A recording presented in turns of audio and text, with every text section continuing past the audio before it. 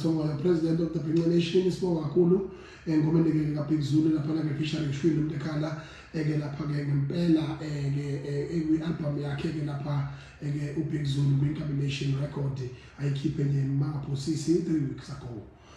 Sibonga kakhulu mfethu, umsebenzi wakho muhle uthuthukisela amaciko akithi kakhulu, lokho ke siyakuthanda futhi siyakubonga. Shwi mfethu, uNkulunkulu akugcine ngoba ithalente lakho aliphoqa. Ithalente lakho nalo aliphoqa. Awukhuluma indaba zamuntu, uyaqula, uyasebenza, wenza into eyaphambili. Ngakho ke njengamanje masingena kale ngoma ethi mbulali wami tshela ubaba. Ngimhlungu kakhulu emoyeni ngegameko ezenzekalayo. Most yazo zenziwa abantu engibaphethe futhi abangamabhinqa, abalaleli maskandi, abathanda ubhinqa, abathanda isiko sabo. Abanye indlala, abanye ubulwane, abanye into engikwazi ukuyichaza ukuthi ibizwa ngani.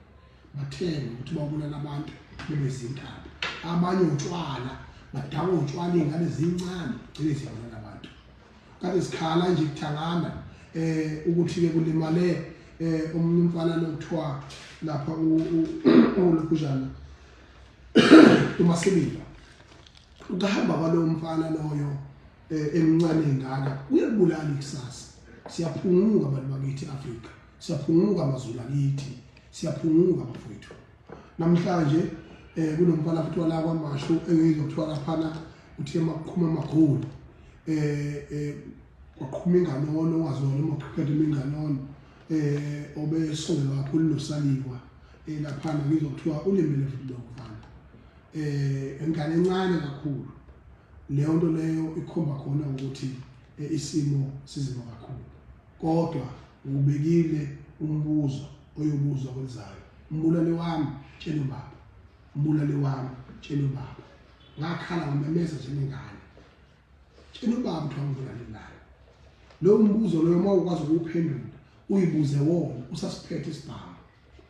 Khumbula ingoma yehlanganana la kukhona uShwini umuntu ekhala khona becula kwehlanganana nomthwalo sobhukwini bethi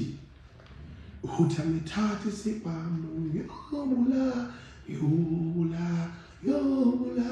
yobula yobula labantu owana leso sibhamu naleso sibhamu ngeke usimele wena.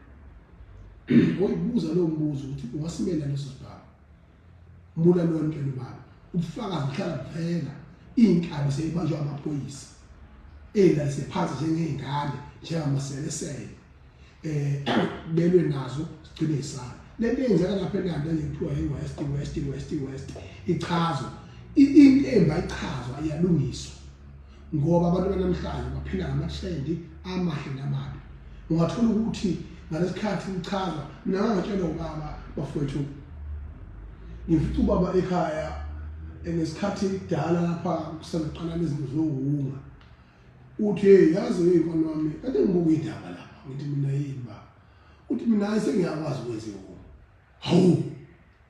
uyakwazi ukwenza ihunga? Wathi hayi nikhazelwa amaphoyisa kuhlanganisa ukuthi nokuthi uthi ungathatha kanjani information ebucayi top secret information efanele ingaphile emphakathini bese uyoyichaza ku-radio station ngizwe lapho khuzini umkhulumeli wamaphoyisa kwakusewubaba no umdungu lo wathi ibhobo livukile ngoba lokho wasuka lapho ke lo baba into ayenzayo ukuthi mayechaza ukuthi kuhlanganiswani thatha ama-ARVs kuhlanganisweni kodwa kuthiwa waphume ihunga lapho. Leyo nto leyo mawuzwa uthi ubaba ngimdala abantu abamleti isikhathazile ey'nganeni, kodwa manje uzotholakala umuntu oyitoli ukuthi yiyo ngempela makuhlanganiswa ukuthi nokuthi emdala iy'ngane ayilaleli siyalo zilalela ukuthi ziyawina zona zenza kahle izolife. Njengamanje ke ngani zakwethu ngene ngesikhathi ukuthi simemezelile ongabonanga usewubona ngesikhathi abona ngaso, kodwa ngifundisa abantu ukuthi njengo president of the Bhinqa Nation ngizumela nomculo owakho nje umuntu wesizwe samabandla wonke umsizwe bazoluthini uyangithanda awungithandi kufanele kwazi ukuthi mkhonjiwe ongangezwe lakhe hayi ungangezwe lakhe lo igama lakhe ubachazwa umkhulu bakhe ongangezwe lakhe bafowethu ngifuna ukubabaza ngabaza ubuhle ngibabaza ke injabulo iphinde futhi ukubabaza kwami kuhambisana neseluleko lesiyalo. We are the Zulu nation and we are the Zulu kingdom, the biggest kingdom in an African continent. Sibakhulu sizidudlakazi la eAfrika noma abantu bakasithuka bethi sizibhanya abanye bethi siziphuphuku bethi stupid people Zulus low class people is fine. We don't have a problem with that, but that is a challenge and that is a debate for another future. Better sifundile into siyaziyo ayi drive ama-taxi nenkani nokuthi ngizokushaya ngiziyashayana futhi angeke ngiphike lokho kodwa sishayile nje ngazingile sishayile isikhongothayo sishayana nje sishayile nje ngazingile sishayile isikhongothayo njengamanje ngaza kwethu angifuni ukuthi ngiyale ngale ngthemeleza qonda ngqo okumthethwa yambose dingiswayo ngithi kuwe into yenze emabhida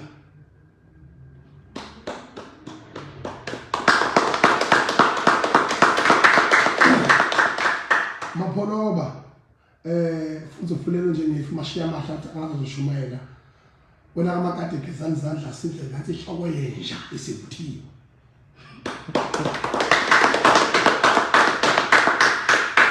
ngithi ngiyabonga abafana bami ukuthi nilimele iqiniso kuhamba ubanga uyibanga elide kakhulu last challenge khona last tholakala khona siyephesheya sidinayo amavisa sidinayo i-access endaweni ethize kuthiwe thina asifanele ungena nezikhumba zethu nemvunulo yethu akufanele ungena kodwa awukho umhlaba nezwe lilodwa lase-Afrika ozokuthiwa umuntu waphesheya wavinjwa evinjela ukuthi uvunule ngemvunulo yakubo idoda zakubo nemnazaretha yakubo akekho noyedwa wakwavinjwa amaSulumane nabamhlophe namangisi ama-French namaPortuguese wonke aphethe umhlaba nama-Chinese colonizayo angena nge-free access futhi ngisho umuntu mayesesha umlungu noma iChina ngoba ikhandiwe lento kuthiwa bona bayi-tourism bona babalekile bona bama-investor uthi halamuzi kanti la ukhona inkinga sacindezela ilembeke ukulikhulisa kwenu mfokamthetho akuna mama oyavetula insizwa amadoda uyavetula insizwa amadoda uyavetula insizwa yabona yabona wakhitha mfana ukhitha Moses Mabhida phakathi esiqhubaqhophamlando esalimalela lapha wena seMozambique wazabalezela lelizwe omunye umzabalazo amathambo akhe asanda kubuya manje ngo2011 ezongcwatshwa eNingizimu Afrika uMoses Mabhida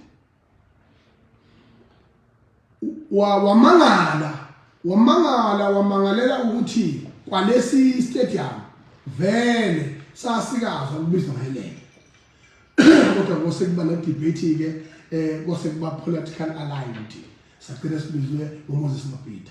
ngakho ke into engiyisho njengamanje angifuni ukuhlonisa ngithi ngaphezulu kokuwina kweKaizer Chiefs nomdlalo omuhle abawutshengisile ngithi mina bakwethu uyi-celebration ye-final noma ye-derby sivamise ukubona kungena abantu bamapiano bezoshaya igqomu omafikizolo bezonandisa asikaze siyibone thina sibabaza nje asihlanyi ingoba we have been oppressed for a longest time njengoba sibabaza nje ngoba sihlanyi kade sacindezelwa kanza kwethu even kuma-commercial radio station platforms thiwa thina sikho commercial thiwa thina singama-consumer singama-buyers into yokuthenga siyinto yokuthenga yokusho ubamba ulayini kwaBoxer ukuthi thina siyabonakala thina siyizimeneja kuphi asifanelwe lokho twasilazi ibhizinisi phuku with our own numbers. Mina nje umuntu wakwaZulu umZulu phaka ongayihlonisi ukuba umZulu phaka lokho akusho ukucindezela esinye isizwe nokucindezela abanye abantu. Angisoze ngakwenza lokho kodwa akwazi ukuthi mina mangisha isifuba mina ninemali ingabaza lokunina nini esizwe bese ngizokhuluma leli gama elikhulunywa zitabani leli gama elithi tribalism ngoba ukufunda kwenzalo ngifundela kithi nesihlanyela nini leli gama elikhulunywa imbongolo lezi tribalism ubandlululo yacindezela yonke lezo zinto lezo ikhomba ngokusobala ukuthi aniyazi enikhulumayo. Uma mina ngempela nizazi mina ngabona nje ngiphethelwe nayo lembongolo le thwala ikhodi lethu upapapeni shikwembo yithashanganezi yithashwe shikwembo bulala nyovu shikwembo mina akazangikhonjwe inkosi yaseLimpopo akazangikhonjwe inkosi yakuphi ngikhonjwe kwaZulu kwathiwa nangu upresident of the Bantu Nation yathi silo ngidoka ngendlela mfaka amacingwane ngithi goqa yonke iNingizimu Afrika ibe ngamabhinqa ngoba ngidinga ukuthi ngobuZulu bethu ngobukhulu bethu wonke umuntu abone ukuthi thina siyakwazi ukuphatha abantu. Phela kube besikwazi ukuphatha abantu ngabe khona umuntu one-interest eculture yethu ngabe ishaka ilembe alithenge ngoba lithenga kanjena nje ingoba thina sibalulekile sibakhulu kodwa musami ukuinsulta ngoba into sinayo musami ukuinsulta ngoba futhi siyazazi ukuthi thina singobani uqiniso bethu. Ungakhuluma umdoti lo wakhulunywa uMalema ngelinye la uMalema wakhuluma umdoti kabi lapha ethi uMalema hayi naye affiliate ngoba phela uMalema uhlambile ngiyamthanda futhi uhlambile ethi uMalema hayi ma ufuna ngisho sukela eseke bese ku-ANC Youth League no Shivambo no Magaqa wathi hayi uma ufuna iyodwa kuphela into yaziwa amaZulu dansa no cula mase siqedile ke thina abantu abathiwa bane international capacity lento cabanga uze wayeke lento ukuthi ngengqondo uphepha ubona ukuthi sesithuthi ngithazela impela ungaze ngithiwe confirm ukuthi sesithuthi international capacity yini igama laliya okay international capacity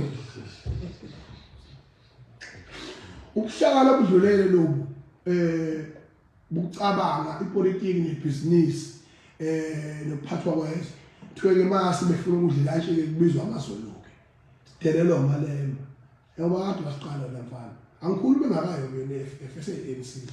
esidelele njalo behlangane bonke lapha oShivambo nolo kunjalo manje ke no Magaqa no Sindiso Magaqa into ebaluleke kakhulu la ngibona mina ikhona example practical njengayo nje uShivambo ula kwaZulu eUniversity yomsizo uzofuza umsizo usekwazi ugaxa uzofunda umsizo usekwazi ukuthi sawubona sokwazi ukuthi amandla amasha yabo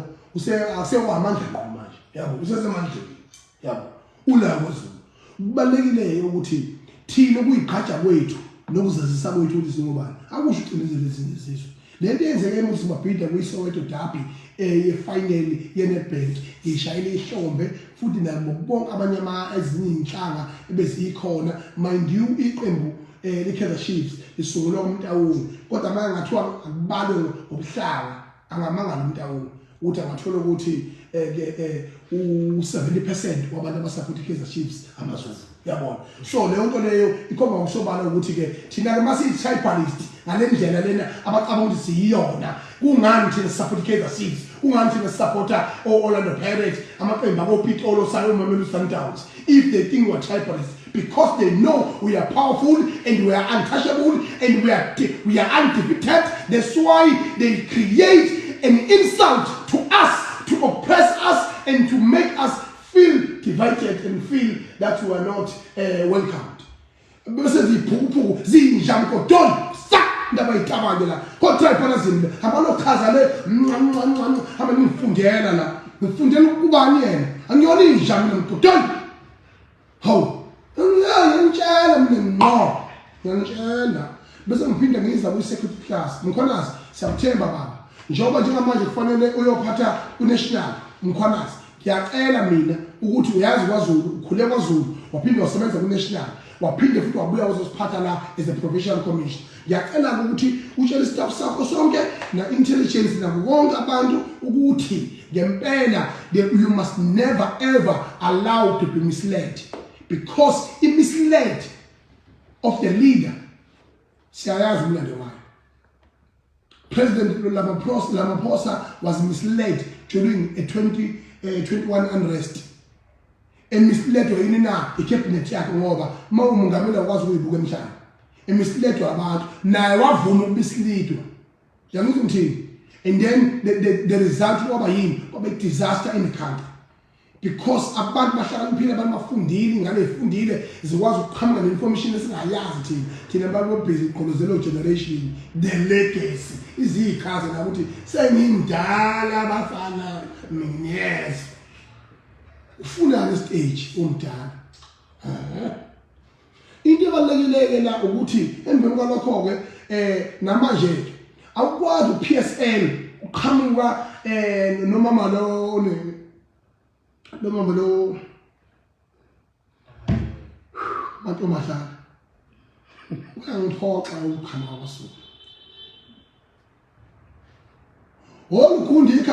ikhanda mama bese uhlula umyeni wakho ungafuni ukuhlula thina ngoba isakhe sikhozwa umfazi kwaZulu asikho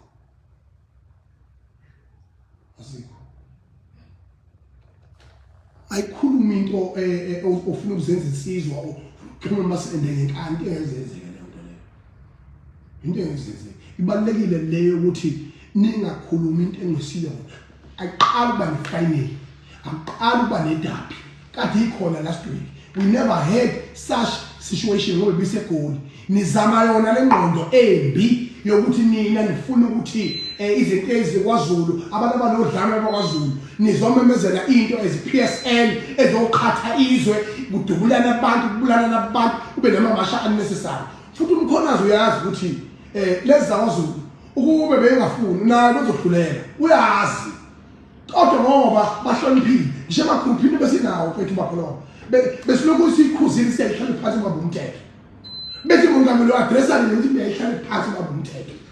ngoba la sisethelwa itap sethelwa ukopho lokuthi thina kwaZulu kufanele siconfirm eziphuphu bese bahamba ngoba bemeeting bephuza iwayini bedakwe besantuze le eStellenbosch mase besantuzile bethi allow the Zulus to be independent ngoba this what you are planning khangavuma manje kade sibe independent South Africa noma ke siyikhethele sizime okay kwaZulu asikayibali lithanda impumalanga legoli yafistela bazula uyona hambani ke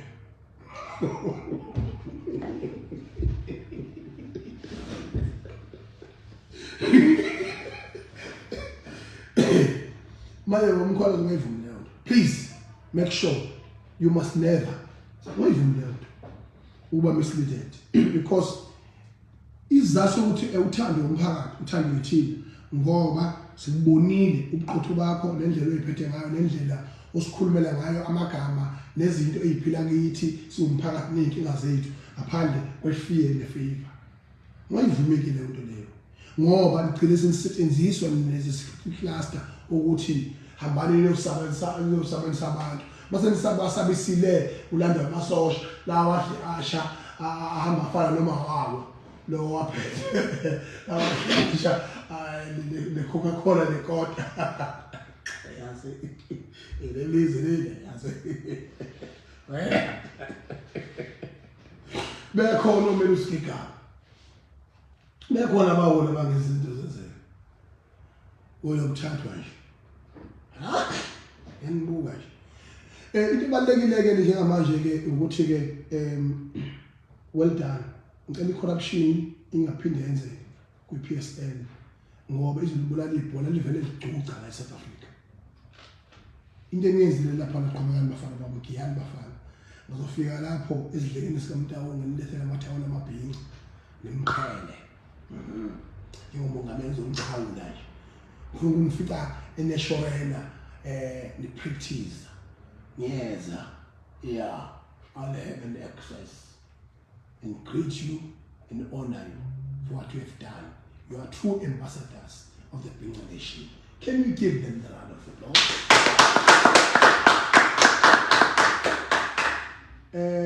Ubebezilo, ngeke ngishaye isonto umuntu lishaye. Bayede. Hayi, uyapla. Bese sidlula ke zingena laphana iNombi. Ngabe ke inkosi yemeyala kodwa akekho oyangichazela ubaba uMathi lapha eJozini. Ngizothi wasemthathela komshawo uthi yes isho lento ukuthi singachazelwa ukuthi kwenzakaleni ngoba mina ngikhumbulayo ngobathi ngikhumbula mina ethanda umphathi waseJozini esebenza umphathi waseJozini kahle waphinde waba yinsizwa besiqala ukubona umasipala uphethwe yinsizwa nje waduma wazisa South Africa kanye neKwaZulu-Natal yonke and bambala bangabuka amabaholi abaphophula enkathini njengamanje very few. I think mangabala ufike ku5 ngamabomu zoshajana ngamabomu mangabala ufike ku5 enkathini ngeke wamfica uMathi ngokuvelele emphakathini ngeke ezinhle mangabala ufike ku5 eMay KwaZulu-Natal ngeke wamfica futhi uMathi lokho ke ukusho ukuthi ima decision yokuthathayo ngalo muntu njalo kufanele abe questionable inkathi oqala nje mina ngiyikhaleni ngabe ibheke enkathini nedata futhi la ngizwali nalo inkatha nganginyanya indaba yalo ukuthi laliphaphela indaba yaseNdlonkulu lifuna ukuyithatha ngobuqili nimkhuba yake laligila laphunyuka kuloko ngabe iphunyukile noma laphunyuka ngasi noma sizojini leli lezulu le idata laphinde langizingela funa ukungibulala idata thula sizwe thilisi kodwa indlela aphethe ngayo kujuluka ibuku udula lapha ujuluka ibuku kufanele thenga lama wiper lapha kunjani kwakhokta la KwaZulu-Natal uphethe impela kahle wenza umsebenzi emihle ngithema ngimbona la kunama award kwakhokta inunu inkosi yeme ibo nombolo 2 kubantu abaphophula xa abaphophula njalo abenza umsebenzi ngowe-service delivery uma ke ucwaningo lwakhokta alenziwa futhi abantu abama-politicians lenziwa ama-officials awafika khona futhi ufika sizwe leyo nto leyo ikutshela ngokusobala ukuthi ikhona inkinga ekhona if ngama-flections lawa yini ama-flections lento lokugudlana lokho kuze kuvele kingi lokho ukuthi political flexion hlikihlala kuze kuvele kingi iyona-ke leyo nto leyo ebhedayo-ke ngoba mina kade ngisho nje lokhu ukuthi into eyenziwa imbongolo lethiwa umkhuleko hlengwa nobubi bese kuzoba ubaba lo uHlabisi president angithandi especially these two angithandi awukwazi ukuthi unganikezwa i-national portfolio i-national task wena bese uyayi-regionalize noma uyi-provincialize bawo minister labo bantu engikhuluma ngabo in the whole country kule inkinga zomasipala abaneyinkinga oLimpopo North West ko Cape Town kudubulana abantu kwamasipala bebulalana bebanga izinto ko Eastern Cape kodwa ngekumbone eqhamuka lapho uHlabisa uyibench woma nje engenomsebenzi walutho kwi-national task ubaba uHlabisa uVF Hlabisa 2VF no ungathi lezi robot elikhandwa Elon Musk or the press ukhuluma ngathi uDlalisa yendalo yasiya lo umuntu loyo into abazi ukuyenza angazi mina ngoba sengiyibhale ngithumelele i-email uSpeaker of the Assembly ukuthi weSpeaker ngicela ukubuza mina ukuthi akuyona yini corruption ukuthi even if it's under GNU kube no minister abahlala emakubo uDu ngoba uma uminister nje u-off noma ukho off uminister la abantu bahamba imkhehlo bahamba ememulo bangcwaba uDu amakati bayangcwaba yonke into bayayikho into abangayenzi bahlala la kwaZulu akaze babone mina inkinga engaka mpothu lapha makhoyisana laba yilabo abantu labagqoka la imvunulo eanda yesikhumba eanda abagqokisa amakhoyikhoyi kunenkinga zobukhosi lapha phansi kolimpopo lapha laboShikwembu lapha ulimbongolo lo upapa Peni lo phaqayo oyena uyojulwa eParliament ngovaselini useka lapho yinto efanayo futhi leyo so ke nginenkinga serious ngalabo bantu ukuthi is a pure corruption and is a daylight amrobal le corruption abayenzayo bafisela lento enzeke kulompana lo wethu ubambe imoto yemali wakhohlwa usedoze isika ebhomu yaqhubela wasendele kwasalite le imijoresi le corruption impela ngifisela lokho ukuthi le corruption isayenza ikhunyelwe yibhomu nina ngoba niyabheda national task should be service on a national level ngoba yiziphi izinkinga ngoba namanje akakhonkezi bebasolva hayi ukuthi basuke beze ngohlangothi kahulumeni basuke bezosidakelwa behamba imkhehlo ngamabhalwe kahulumeni izinja emveni kwalokho ke ngani zakwethu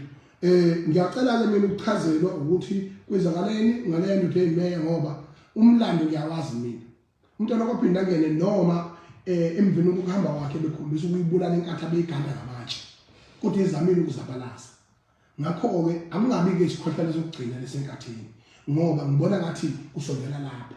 uzokhumbula iphutha elenzeka ngesikhathi sakhe umuntu lokophinda angene uzanika kwaMaghoza Msini esuka ekhishwa exoshwa emhlaba weqembu national wakhishwa wasuka lapho ke emveni kwalokho ukuxoshwa kwakhe wasungula iqembu leNFP ukhetho luseduze ngendlela esimanga into eyenzekile lapho wavele wasungula iqembu leNFP emveni kwalokho wawuthatha yonke iZululand angazi ke noma mhlambe inkatha ifuna ukuthi umlando uyiphinde ngolaseJozini ngoba mina la ingusini yamaqiniso la ngeke mina wakhe mayibhedile ngingafike fuseke ngizomtshela kodwa ayi ni propaganda ekhushwa lapha hayi sichazeleni kahle mina ngiyantshela nje kanza kwethu sesiya ngasegoqeni ke bafethu ke manje ke into ebaluleke kakhulu ukuthi kulesikhathi esikusona njengoba kuza o G20 summit eSouth Africa namabhunu kuthiwa yabaleka bheke eUSA esikhohlisa ipropaganda leyo ayofuna ama-citizenship yase-US bese bane-dual citizen ngoba leli South Africa libudedengu bekufanele uRamaphosa ngimuzwile ekhuluma kwi-African Union namhlanje mayikhuluma lapho ikhulume kahle kodwa bekufanele into engabaluleka ngayo nje bebheke eWashington nje maduze bengabaluleka ngokuthi mina abahambayo akayiscratch completely i-citizenship yabo ever exist la eSouth Africa ukuze sibone bahamba ngempela ngoba sizodlala ubuqili njengamanje we are on a turning point we are going to take over this country very soon we are on a turning point njoba ngiphethe iflag nje iflag leli liyamaphalazi this is iflag elibaluleke okudlula wonke amaflege ela eAfrika iflag elihle kuna wonke amaflege emhlabeni jikelele iflag laseNingizimu Afrika lirepresenta ini na imvelo kaNkulunkulu le ethi mangabe imvula isine yana bese qhamuka uthingo lenkosazana luyishi ukuma kwalo ngakho ke iflag ibalekile ukuthi uhulumeni wethu akwazi ukuthi akwazi ukufundisa abantu abenze beyiqhatshe ngezindaba ngoba leyo nto iyokwenza ukuthi izukulwane ezabo abafana abancane bagcine ingane ezincane zingazi lutho ngokubaluleka kweflag ngiyangibona eAmerica la ngizele khona la nginindodana khona umuzi nomuzi makuthiwa kuzoba nokhetho ugcwele iflag laseAmerica awabona amaflag ke inhlangano uvele uvikele izwi baze baliphahle iflege nabo ngishalifanga ngishiphaketheni ngishiphala la khona malilala libatha lona ngoba lemangalela izwi layo ispirit and the ancestors of those countries they will bow to that power kubalekile kodwa even ngisho kuthiwa akukho ke ama election kodwa ikhungo eziningi nendawo eziningi neminye imizi iba nawo amaflege alala ngaphandle iflege libalekile alihlonishwe lithandwe we must have the campaign because to love our country begin with loving your colors as we love our people unjalo nje siyaphoqa manje bawethu siyabonga kakhulu ngoba babike indlela nabasiqoya bayibeke njengomongameli wamabhinqa kuningi okuhle okuzayo lesiniphathele khona qhubekani iqhaza ngokulina ngingasazi ukuthi umuntu uthini ngakhuluma inkinga yamandiya enangayiqedi impahla emangibhala ngoba amandiya siyawathanda sawamukela 150 years ago kodwa asenebe aqhaphaza ingane zethu aqhaphaza obaba aqhaphaza yonke umuntu aseyiami nawo esingawo nje into exactly njengase-DRC but ngihlala ngizisho izinto engakenzeki ngithi mina ngayibo kodwa kuthiwa hawo ebe ubani eyini yena enempofana libonakala hlala ngekhoda hlala ngolimi hlaziya kuzoba lenkulumo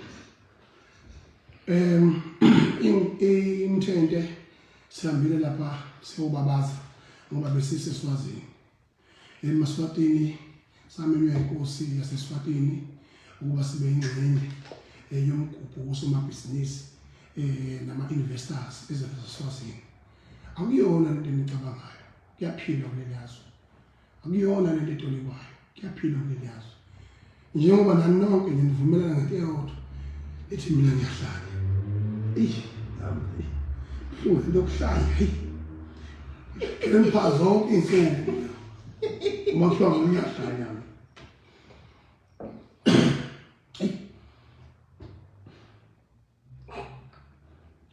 gcina sakuhlanyeka nje yini ingane uma usuku nosuku ugcina uthi wena isithuthi ma bese isithuthi yakho manje uyikhuzelana ngeke bekele lo muntu lapha eNyukasela mfowethu mafika lapha eNyukasela sabona lihlanya siyangibizela imphavumba bethu lesingaka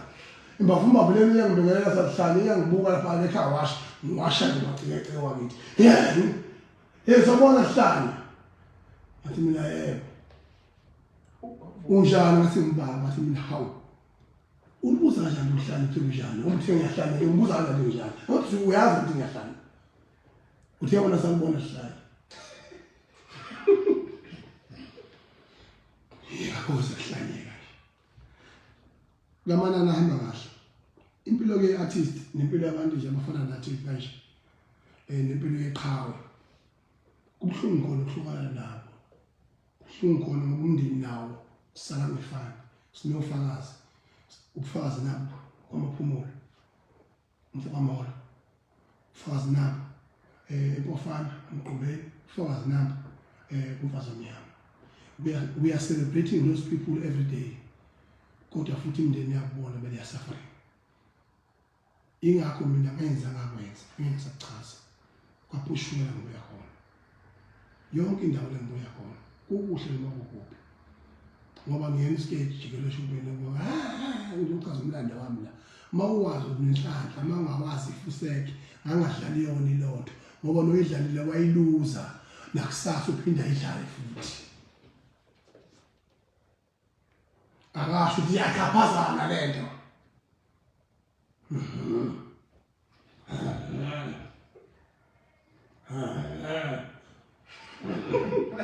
umphatha umphethe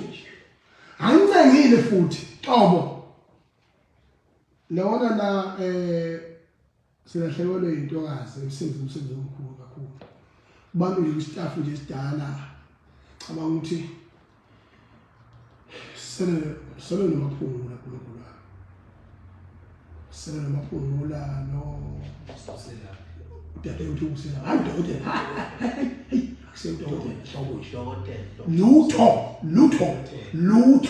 lutho ufuna uqondisa leyo nto ubuselaphi DSD nombolo leyo bese kuzoba lo Thokozani la no baba umfisa ngokubantu lutho abona odokotela sinabo lababhinqani babili uDr. Bodloza Zimande nodokotela Sipho Mthweni. Ordinary of a doctorate yenzeka la ngendlela ngicela ukuthi ama student akhona njengamanje labathi graduate ibe ngoncoma ngithi mina ngani zami lento eyenzeka ema university angazi noma kanti graduate amabhinqa kuphela yini offroad yasenkandla ngiya kanje bafana bami nezibanga well done kodwa ngitshela ukuthi mina yenzani ucwaningo nibatshena abantu ngoba manje sekuphethe mina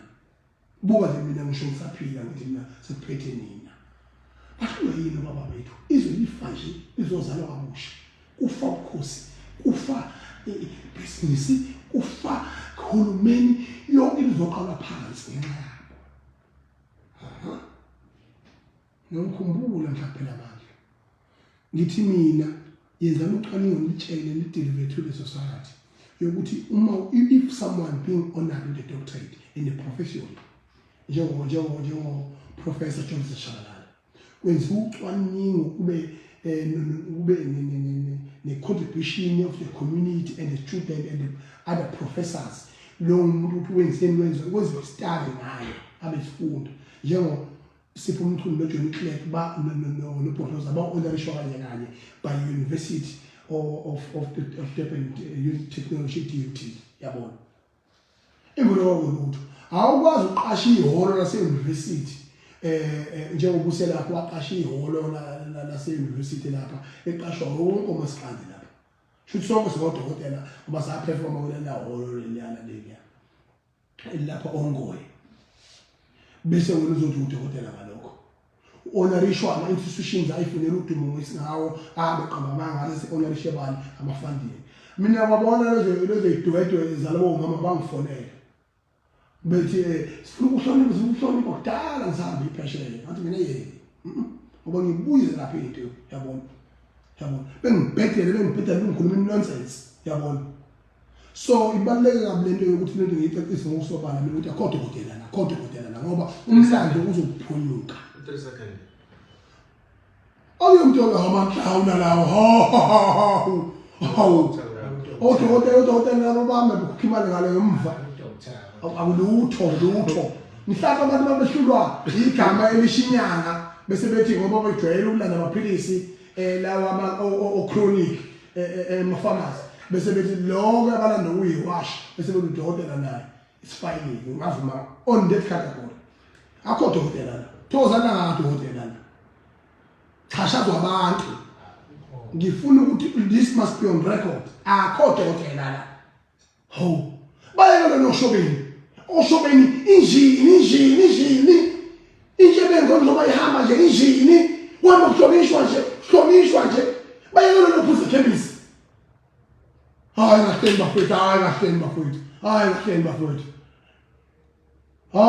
bafowethu hey woo hayi lutho akho dokotela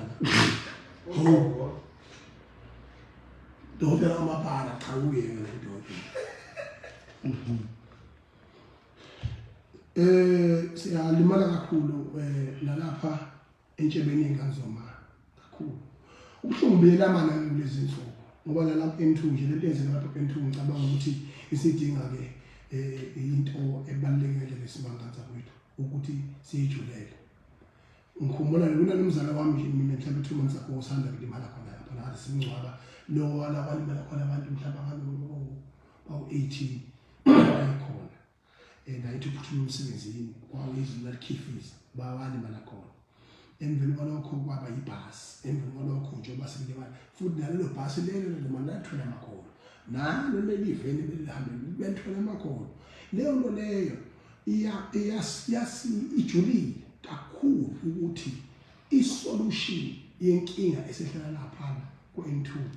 idinga wona amakhono baba umbuzo umile ukuthi weyiyona nidlula kanjani nani sasasala la nilazi idlozi lazi iqiniso nina nithi masekukliniwe nje washanela akasekho lowo muntu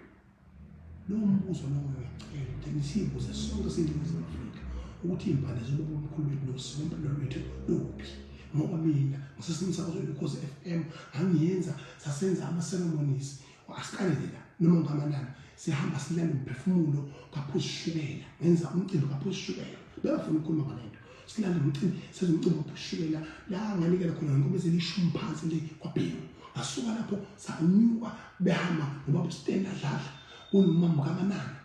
owayephethe lo mlando noba uShulu Mkhuzwana banyuka bayaphezulu bafika soma office omuntu la uyigalo la isitulo sakwagala khona arekoda khona ngoba abelungu bathi noma egula uma esihamba emhlabeni ongcolo akube khona kushiyayo ngoba umusic wakhe muhle kakhulu awukho ndawo into ayishaya ayikho ndawo akayishiye uthe sakhe uyamemeza uvele laphuma umphefumulo wasale studio lapho kwangiphoqa khona ukuhamba kubaba ongane zamfisa wayekhona ngaleso sikhathi yena wayesangahambi ukuhamba kubaba umgqumeni bafethu umgqumeni nobhekumuzi noSandile Mbongo ukuthi ngiphuthume ngiyobikela isilo ukuthi konakele ngoba usiko impilo ukuthi akubikwa dlokhulu safike sashona lesilo sathi labo bantu banethalente elijulile kodwa abalibikile ekhaya ngoba yonke lento yabahuba kwaZulu bacabanga ukuthi uShembe isithutha yini asuka le intabazwe wehla njalo wazi ukubikela uZulu ukuthi sengikhona ungaboni makuhlangana abantu bakho besizwe samabandla onke bese bahlanga sobani iyabashumayisa angibaxoshi emasikweni leyo nto leyo ngicela ukuthi niyijulele eNingizimu Afrika ukuthi lo freeway lo ithema ngisemsakazweni sezimponompolo la bahamba khona abatruck ngizokhumbula ukushona abantu abawu-22 ePine Town itruck lingene amakhwantamini awu-4 kwafa abantu abayingoba balapho same time babhubha ngangisesemsakazweni senza umcimbi umthandazo kwavala u-freeway sawusha isimpepho kwalanda umndeni yabo kwakhulunywa nayo sisenza usiko mpilo ngoba angihamba lo driver abathatha baphile umgwaqo nosuku nosuku kodwa njengamanje lezi impumputhe eziphethe zihamba nalesi sihluthu sakomsweli esiguguswe ulo kunjana uDuma umsweli umsebenzi omangasayo kulelizwe kodwa fanele nisizwe enhle nebhadlokana ngiyabonga ngeNingizimu Afrika asihlanganeni ngesabatha kwangqondo la siyofika khona insizwa yakithi eGalileli umfoka Khuzwayo ubusana madoda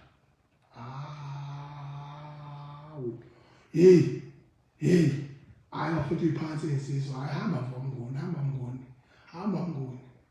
mngoni usiphulela amazulu lesiyeza amngoni awuhamba boye uyizifivu boye izithi ibi entertain ithule nje nophevula lawo letshela yazi itshebe yaqaba ioffer nomndeni wayo ithengwa le phesheya kwezilwandle khona babebuka eMashapani lapha umlungu ebuka hamba nezingane zakhe ngathi uyimiliyoni lomlungu wathi buying baba get buying ethi funa amthenge ezo entertainer umndeni